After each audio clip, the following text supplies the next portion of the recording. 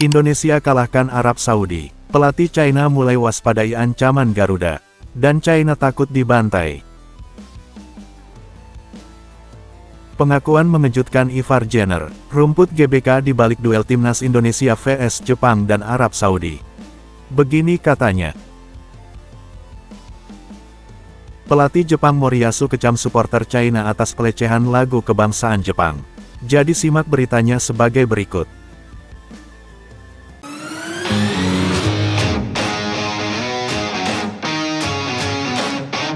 Sebelum kita lanjut ke berita terlengkapnya, alangkah mulianya bagi kalian untuk tekan tombol like dan yang belum subscribe tolong subscribe channel ini. Indonesia kalahkan Arab Saudi. Pelatih China mulai waspadai ancaman Garuda. Dan China takut dibantai. Dalam lanjutan kualifikasi Piala Dunia 2026, timnas Indonesia mencatat kemenangan bersejarah atas Arab Saudi dengan skor 2-0. Hasil ini tidak hanya meningkatkan moral skuad Garuda, tetapi juga memicu reaksi dari berbagai pihak, termasuk pelatih timnas China, Branko Ivankovic, yang langsung melontarkan pernyataan kontroversial menjelang pertemuan dengan Indonesia. Dalam konferensi persnya, Branko Ivankovic mengaku terkejut dengan performa impresif Indonesia. Saya tidak menyangka mereka akan mengalahkan tim sekelas Arab Saudi. Mereka bermain sangat cepat, solid, dan penuh determinasi. Ini akan menjadi tantangan berat bagi kami, ujarnya. Namun, Branko Ivankovic juga melontarkan komentar yang dianggap aneh oleh beberapa pengamat. Sepak bola bukan hanya soal kemenangan di satu pertandingan. Kami tidak perlu takut pada tim yang baru saja meraih kemenangan besar. Sepak bola adalah tentang konsistensi, dan saya yakin kami memiliki pengalaman lebih baik, tambahnya dengan nada meremehkan. Pernyataan tersebut langsung menuai tanggapan dari fans Indonesia di media sosial. Banyak yang menganggap komentar Branko Ivankovic menunjukkan ketakutan terselubung terhadap ancaman permainan agresif timnas Indonesia yang kini menjadi sorotan di Asia.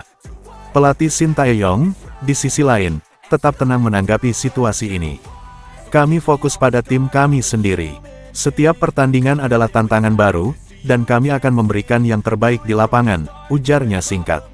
Pertandingan antara Indonesia dan China yang akan digelar tahun depan kini semakin dinanti. Dengan performa Garuda yang tengah naik daun, mampukah mereka kembali mencatat hasil positif, atau justru pengalaman China akan menjadi faktor pembeda? Semua mata kini tertuju pada duel sengit ini. Pengakuan mengejutkan Ivar Jenner. Rumput GBK di balik duel timnas Indonesia vs Jepang dan Arab Saudi. Begini katanya, pemain naturalisasi timnas Indonesia, Ivar Jenner, akhirnya angkat bicara soal kondisi rumput Stadion Utama Gelora Bung Karno SUGBK. Pengakuannya sukses membuat semua pihak terkejut. Dalam pernyataannya usai pertandingan, Ivar mengungkapkan kesannya terhadap kualitas lapangan yang menjadi salah satu sorotan selama pertandingan. Rumput di SUGBK sebenarnya cukup bagus, tapi untuk pertandingan melawan tim-tim seperti Jepang dan Arab Saudi, tantangannya terasa berbeda. Ada beberapa bagian lapangan yang kurang rata, dan itu sedikit memengaruhi permainan kami, ujar Ivar. Meski demikian, gelandang muda ini tetap memberikan apresiasi terhadap perbaikan fasilitas yang dilakukan oleh pengelola stadion. Saya melihat ada upaya untuk menjaga kualitas lapangan.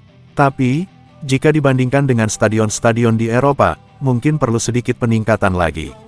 Terutama untuk menghadapi tim besar, detail seperti ini sangat penting, tambahnya. Pernyataan Ivar Jenner ini sontak menjadi perbincangan hangat di kalangan pecinta sepak bola Indonesia. Banyak yang mendukung pandangannya sebagai masukan untuk terus meningkatkan kualitas fasilitas sepak bola nasional. Dalam laga melawan Jepang, timnas Indonesia harus mengakui keunggulan tim lawan dengan skor 4-0, sementara laga kontra Arab Saudi berakhir dengan skor 2-0 kemenangan untuk Indonesia. Meski hasilnya belum maksimal, performa timnas Indonesia, termasuk kontribusi Ivar Jenner, mendapat pujian dari berbagai pihak. Apakah komentar Ivar ini akan mendorong perbaikan lebih lanjut di SUGBK? Semua mata kini tertuju pada langkah selanjutnya dari pihak pengelola stadion dan PSSI. Pelatih Jepang Moriyasu kecam supporter China atas pelecehan lagu kebangsaan Jepang. Jadi simak beritanya sebagai berikut.